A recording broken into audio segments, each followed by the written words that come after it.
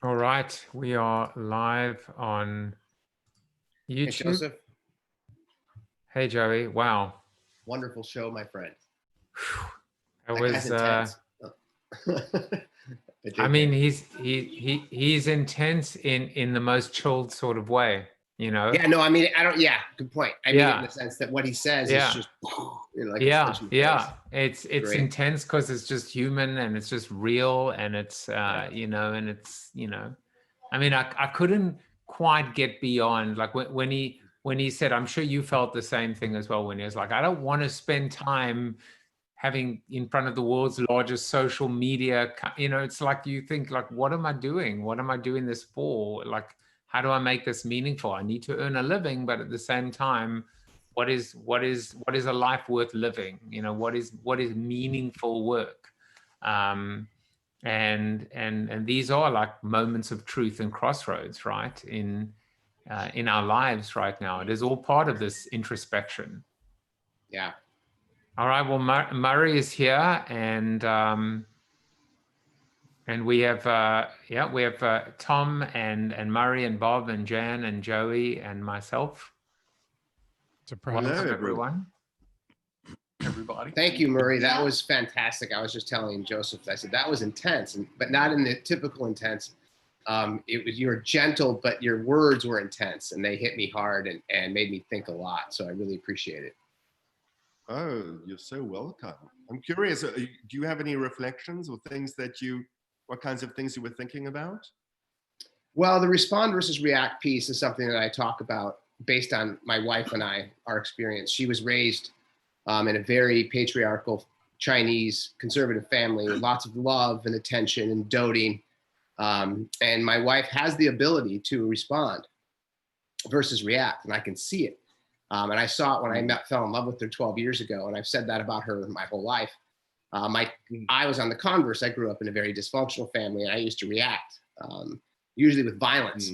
I had a lot of fighting problems when I was a kid, and that hit me really hard because it's true, it's poignant, and it landed right in my life. So I think it's a wonderful understanding of how the brain needs to function to be at peace. And for peace of mind, you need to be able to listen and absorb and understand what's happening and give yourself that time. My therapist called it a pause. You need to pause when something happens that affects you. And if you can pause, that is self-regulation, and self-regulation causes peace of mind. So yeah, it was just amazing. So thank you. Oh, you're so welcome. And yes, thanks for that reflection. And then of course, yeah, you know, when there's a lot of anger or there's a lot of aggression or very strong emotions, you know, they have such a bodily impact that sometimes it can be very difficult to have that pause, because these emotions are churning in that kind of way. And they have a very strong, you know, feeling inside the body. So I understand that. And like you, Tom, I think it was you who sent a message about how it's a practice, you know, it's a discipline, listening. You have to practice it like every other practice, you know, the kind of self-awareness that goes with it, and the kind of breath that goes with it. And that's so important for so many reasons. For example, one thing that came to mind as you were speaking is that every religion tells us a vivid story. So does every practical philosophy. So does every con man. So does every conspiracy theorist. So does every great leader. So we have this wide range of stories we're exposed to, the whole spectrum, from the healthy, wholesome, deep, insightful, revelatory, to the completely misleading. And so when Plato in his Republic starts talking about how to train the future leaders of the world, he starts talking right away about stories, the right stories to tell. And that gives birth to his telling stories about a cave, about an invisibility ring, about all these things that have echoed down through the centuries, and also gave rise to some of his most controversial advice about stories we ought not to allow to be told, where the gods are represented as having vices and heroes like Achilles are represented as being terrible people and all that. But just your whole session today with Joseph, both of you brought home the importance of stories. And in the modern world, we're tending too much to become consumers of stories without cultivating our own abilities to tell stories or to listen to stories well. So there's so much to be unpacked from your time today. Thank you so much. Oh, thank you for listening. And I love that reflection as well. Yeah, I think the one thing I think about those religions of like the Bible, right? Look, it's probably the most effective story ever written. Look at how much traction it has. And it's lasted a hell of a long time. Yeah. People are still reading it and loving the stories and believing it was very effective storytelling. That's right. Yeah. Huh? And continues to ripple as well. And of course, good and bad and ugly, right? Wars have been staged and fought in the name of religion, but also people have taken solace and found solace in religion during tough times. From even if you take the Holocaust, and which forced people from a religious standpoint to either move closer towards God or run away or reject God, and all the stories. And it's funny how those same stories could have either taken on new meaning or different meaning or more meaning or less meaning based on a personal experience. Yes, definitely. Yeah. And it's the story, of course, is also being interpreted, right? And also the way, which aspect of the story are you taking on, right? So you can basically reject certain aspects of a story and then only choose some aspects of the story that happen to suit your particular viewpoint or your particular assumption. Yeah. Yes, there's a multiplicity of stories that can be told, and we're very selective about the ones that are going to work for us or not. It's also, there was a great, you made some amazing points, which of course are very relevant in today's day and age of fact and opinion. And then I was thinking, going back to this idea of forensic listening, there's also opinion of the facts. Which is another nuance, right? Which is to take a fact, and then, if not distort the fact, at least to offer an opinion which is not a fact, right? Which is not, as you said, you said that opinion is not a fact, and even what I did today, right? Which is to say, this number from 9/11.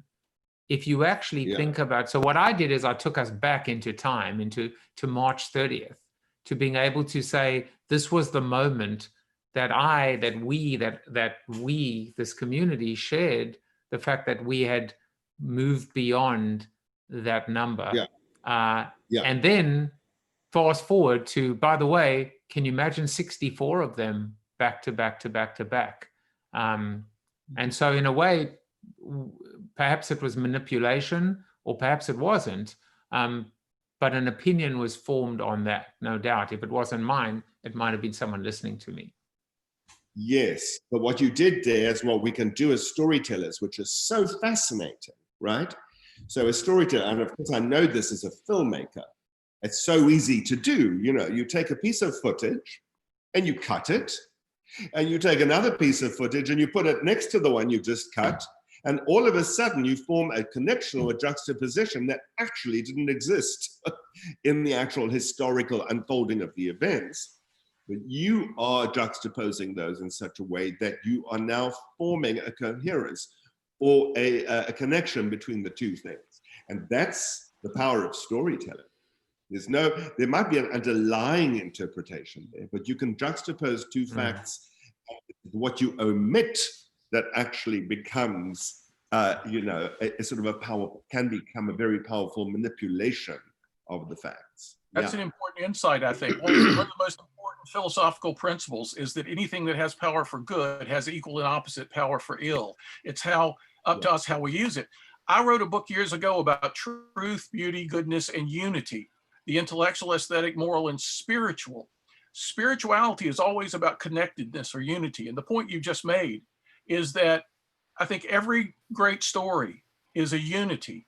Every great story isn't just a mess of statements, a random collection of statements or an inventory. It's the unity. It connects things up in a way, in a narrative form that we can relate to. So if it's insightful, we grow wiser. If it's deceitful, we grow foolish by taking in by taking in the story. But that's the great power. The unity it forms can be very viscerally engaging for us. So it reaches us on an emotional level as well as the intellectual level. Very powerful stuff. And Murray, I have a question for you as a trained psychiatrist. Or do you see the power of storytelling, psychologist, excuse me. What I've learned through my own introspection is that you tell yourself a story every day, right? Yeah. And if you understand what you just talked about as far as fact versus opinion, if you can truly understand your story based on facts and remove the emotion, is that part of a therapeutic process? Because if you have a story in your head and you're barfing it out to your therapist every week, and he or she comes back to you and asks you questions, you're now actually trying to admit the real story in your head so that you can actually get your arms around it, versus what the emotional side of your brain has done to your story, which actually made it even more toxic or more uncomfortable, and therefore less peace of mind. Right? So Joey, let's put it this way, right? There is what happened in your life, right? Yeah. Simply what happened. The events as they unfolded, right? Yeah. And then there's the interpretation or the meaning that you make up based on what happened, right? You make up meaning. Now, when you say the story that you tell yourself, it's usually not a story at all, but actually a set of interpretations that you are calling a story, right? Right. So for instance, if I say, okay, you know, my business took a real hit from when Corona occurred. My business took a real hit. I'm a failure. I'm a terrible failure. You see, if I wouldn't have been a terrible failure, my business would be thriving right now, okay? Right. Now look at that. That's my interpretation. I'm a failure. And if I go back into my life, I'll be able to thread exactly the ways in which I came to construct that particular interpretation. But if I just look at the facts of what's happened, is that, you know, I'm certainly in very good company in terms of the number of people who have been heavily altered by Corona, including all my clients who had to break their contracts when Corona hit, and some of them are very big corporations. So, but if I've got this underlying interpretation about myself, I will mistake that as my story. Okay, so that's the first thing. The second thing that we can do is we have an ability to reshape our story. So in fact, what happened was the pause, you used the word pause, given to me by Corona, moving from New York City up to my house here in the country, was I realized I'm fed up with all that corporate stuff anyway. I've had it. Right. My origins when I was a clinical psychologist, when I was working with AIDS patients, when I was, you know, when I sort of really felt that my work had a more spiritual dimension, and I've been longing for that. So I can then construct a new story about myself, which isn't based on an interpretation. Does that make sense to you? Yes, and therein lies the peace, right? Because it's the difference between pain and suffering, right? So the pain is that Corona happened, and then the suffering is the thoughts behind it that create the continued suffering, right? So that's yes, thank you. Yeah, that's a very Buddhist notion. Of course, pain is inevitable, but suffering is a choice. We choose to suffer, right? And yes, I stole that from Buddha.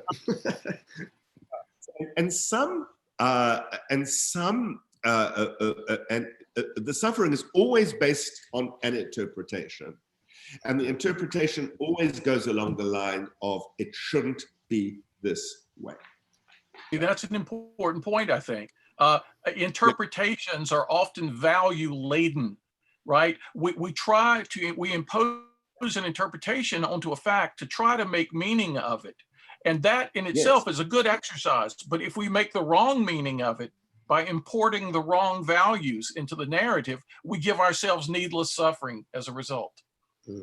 Yeah, well, that's the point, isn't it? The point is, I think what I've taken out of this conversation so much that we've been having today is this, you know, it's really comes down to the values. Really, it's like, what are one's fundamental values? You know, we're talking about the corporation. Is the fundamental value to be profitable? Is the fundamental value that, you know, capitalism is going to lead to a sort of a spiritual awakening? You know, and therefore if we just, and do you even care about a spiritual awakening? You know, what, or some kind of enlightenment? You know, what ultimately are the values that are directing your life? But, you know, I think that at the moment we're living in such a binary value system, and it is a battle of values in a sense. What's going on in the United States at the moment? You know, battle of value. You know, one of the things you said earlier, which I thought was, I mean, it's just a very clear and powerful thought. Not a very complicated one, but a very eloquent one, which is opinion begets opinion. When you thrust or force an opinion on someone, they give you an opinion back. And another thing, if I'm connecting the dots with a few previous guests, it was this idea of we have to learn how to ask the right questions, and not just the right questions, but one of my guests, I think it was Colin Shaw, spoke about golden questions. They're almost like magical proxies that can, you know, I think the example he used is if the question is, do you buy your pet a birthday present? And if the answer is yes, then they can tell quite, you know, with precision what products or services that you may or may not be likely to purchase, etc. But for me, when I think about, you know, what is the real question to ask here is not the left versus the right, the liberals versus the conservatives. It's how do we heal? How do we heal? How do we come together again? What needs to happen? How do we heal, as in both of us, as in both sides, as opposed to what you did wrong or what I did wrong, what I did right, or and I feel like I'm sorry, I just said we have to tell better stories. We have to tell deeper stories. We have to tell stories that encompass the values that both sides actually hold, despite never seeming to, right? If you question a person deeply enough, that was the point about Socratic questioning. If you question anybody deeply enough, you're going to find some shared values someplace. Build stories on those. And that can be healing, I think. Well, questioning takes listening, right? So I would say that the deep storytelling is going to be dependent on ever deepening listening. That's right. That if you don't deepen the listening. Now, I have to go to my next meeting. My calendar's nagging me here. So thank you so much for this post conversation. And you know, if you want to continue the conversation with me on email, it's Murray at narativ.com. MURRAY at NARATIV.com. And I'd be delighted to. MATIV, sorry. Narrative. Narrative with one R. Oh, Murray at narrative? Yeah. And it's one R, so it's as in narrative, like. Thank you. So I just typed that in. Thank you, Joseph.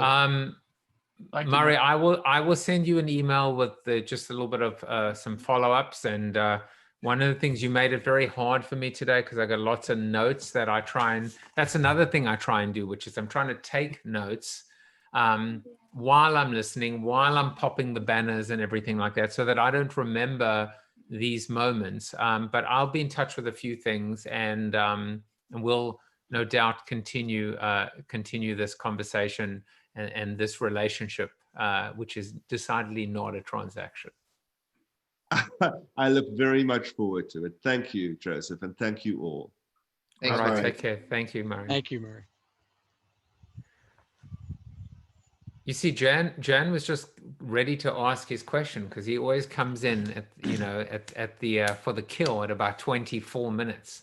Jan, I thought of all the people that you would have, you know, I mean, I'm just saying, I was especially happy for you, you know, for you to hear this, because I figured you would love this. Not that anyone would love it any less, but I just knew that this was right up your, I think, up your alley. And, you know, I guess the surprise for me, although it shouldn't be a surprise, is how much, you know, philosophy comes into all of this stuff. It's amazing. Yeah, it's just amazing how connected they are. it was, and I appreciated it. I was just totally into it, but enjoying listening. So, and I wasn't doing that to be, you know, clever. I was really just into it. And there, the thing that the reason I asked that question about, is it the job of the storyteller to get one's attention away from a phone, was even introspective for me. I think it is. I don't think it's the audience's job to listen, even though I, as an audience member, feel that that's showing respect, and also not just respect for the person speaking, but for myself. You know, I'm coming to an event, I'm here to grow, therefore I'm going to listen. And how will I listen? All those things should be in my head to intently listen. However, if I'm the speaker, just as I am when I'm a storyteller to my children, it's my job not to explain, but to tell a story. And the difference between explaining and telling a story is just amazing. And that's what I'm trying to get from you know, from people like Murray and others. It also, like, you know, that little things like being a speaker, right, and seeing someone on their phone, you know, and maybe not being as angry or as pissed off or distracted or as resentful. If anything, that's just telling me, hey, Joe, raise your game, man. Raise your game. Exactly. You know?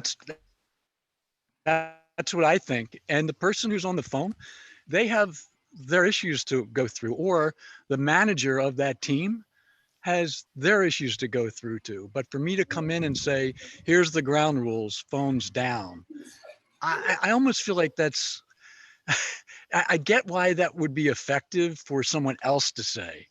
But if I'm the one coming in to speak, right, I kind of feel like that's even putting them not at ease for the story I want to tell. I don't know. It's a funny feeling. I mean, we didn't discuss this. But one of the things that's so interesting is in this day and age of social media, where speakers would be speaking and they would be like, here's the hashtag to use, and please quote what I'm saying and tweet what I'm saying and retweet what other people are tweeting, that speakers themselves and conferences themselves have actually, in doing so, and made it okay for people to be on their phones because they're tweeting. Yeah. We can just see what's being lost in the process, and not just loss for everyone, loss for the person doing it, thinking that they were actually doing a service, loss for the person next door to them being distracted by the light, loss for the person on stage. That's one of the reasons why it's almost so important. You shouldn't have to say phones down, but you should, you know, it's almost like when you see the phones going down, you know that something good is happening. I guess that's the best way to interpret it.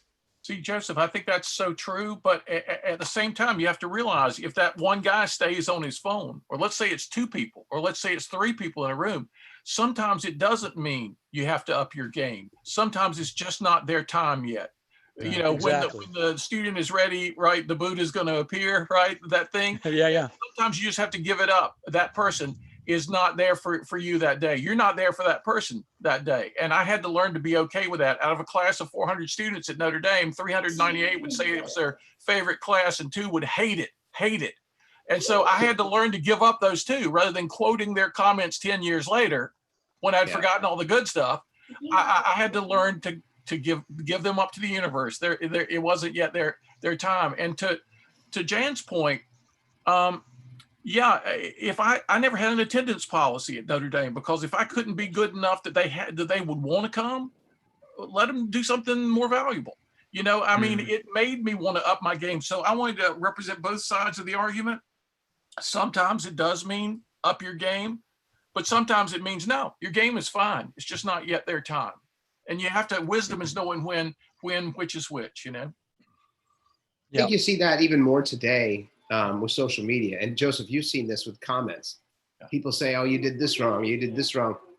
I mean, the fact that Dr. Fauci has a huge contingent of people that think he's a bad human being, that's all you really need to know. I mean, it's one of those things where when I started getting mad, like I get book reviews from my friends and they would tell me, this is wrong. I don't like this. It hits like a punch in the face, but it's like, okay, not everyone's going to dig what I wrote, right? And you have to kind of get over that. And that for me in social today, on comments, even on this show, right? I'm sure they're mostly good, but you're always going to have those comments, to your point, Tom, where it's like, yeah, I don't get it. Or I think this is, you talk too much, or you don't talk enough, or, I don't like how much you love your mother. I mean, it's like, there's going to be some weird person that just comes on and says something that is completely irrelevant. And for me, a lot of my insecurities just pop up, and then I'm like, well, what do you mean I love my mother too much? It's so you have to let it go.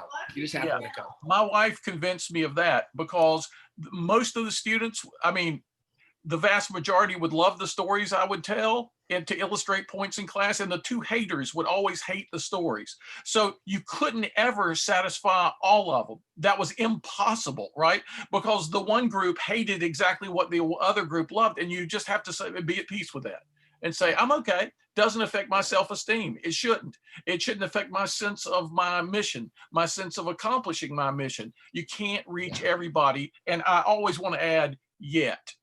Right, because my hope is always there that one day they'll come around. I do think that's a great point, and this idea of yet, how you said it's not their time yet, and look, I mean, we could go down. We're not going to, just because of time, but we could go down this whole rabbit hole as it relates to even customer service and customer experience. How we're always, the CEO will get the one letter of that person in Poughkeepsie who's complained, and for whatever reason, and that's why heads will roll, and that's what's going to get everybody running around with their heads cut off and in a tiz.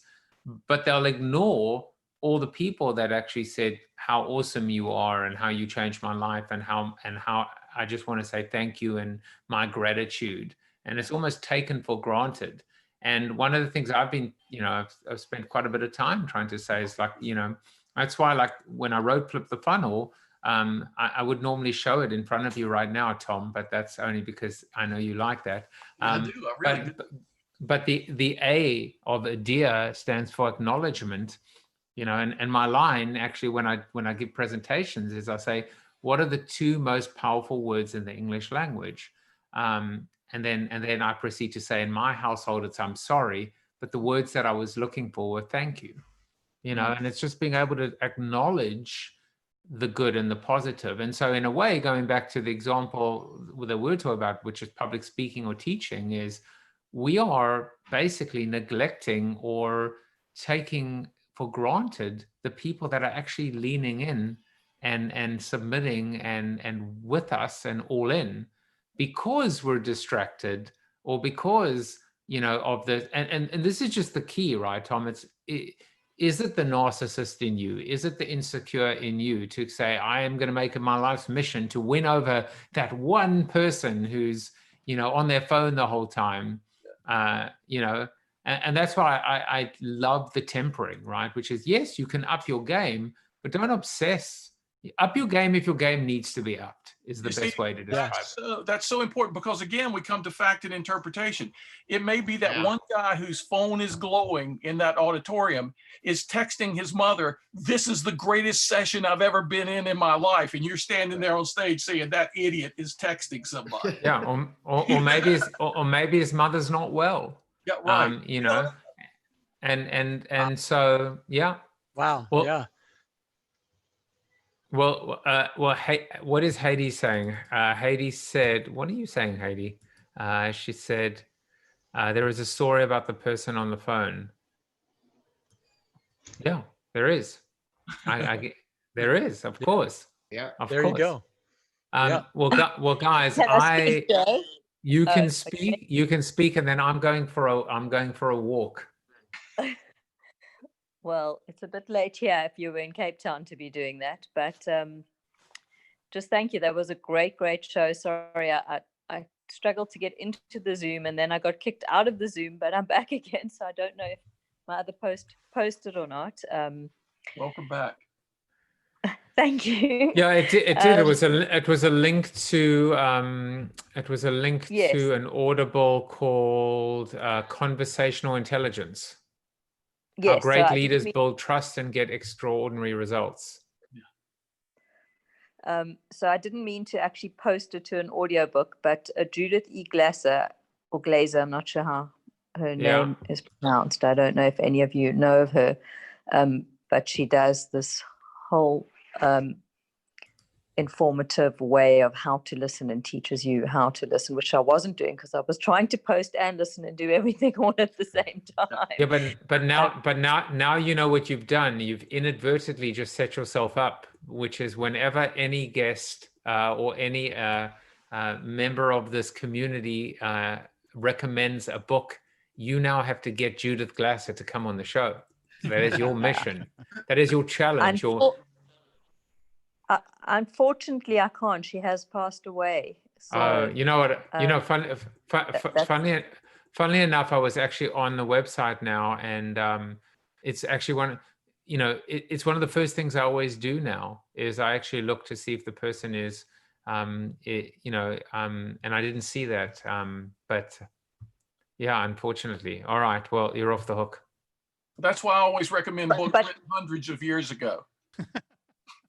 She passed away in 2018. But thank you for warning me in advance, so I'll know. Yeah. Just recommend Play-Doh like Tom does. Then I got nothing to do. There's no assignment after that. Tom, could you, in all seriousness, could you get Play-Doh to come on the show? That would be awesome. Right. Yeah, well, I'll see what I can do. I'll make inquiries. I know somebody who knows somebody, He knows Aristotle. If he's if he's not tending to his lemonade stand, it would be great if he could. Who could even buy this kind of product placement? I'm telling you, that's awesome. And my green screen this isn't the red smog of San Francisco; it's the green smog of Connecticut. Of Connecticut, yeah. It's the smoke from the fire. Money. Yeah, smoke. Yeah, exactly. Smoke from everyone's love of money. It's not orange anymore. It's actually just bad. Oh, really? I heard you guys are the worst in the world today. Congratulations. We're at 282 in San Francisco right now, as far as air quality. So we are obviously not allowed. Past India and parts of China that usually die for this, and basically that's on a scale of 1 to 10. Right. So, yeah. Right. Well, guys, some good shows lined up for next week. Yeah, it looks good. Yeah, no, I'm excited. I'm just going back to it now before I say goodbye to you. So Eric Qualman, by the way, it's actually amazing. So E. Qualman, his name is Eric Qualman, but when you put E. Qualman together, it makes the word equal man. And he actually turned that into his whole personal brand with an equal sign and then like a Superman kind of diamond. Cool. And I mean, I met him. We're both keynoting at an event in Paris at the Louvre of all places, which was incredible. And so he's going to be on the show. And he's just a very dynamic guy. he talks about social. I mean, I'll see what he wants to talk about on Monday.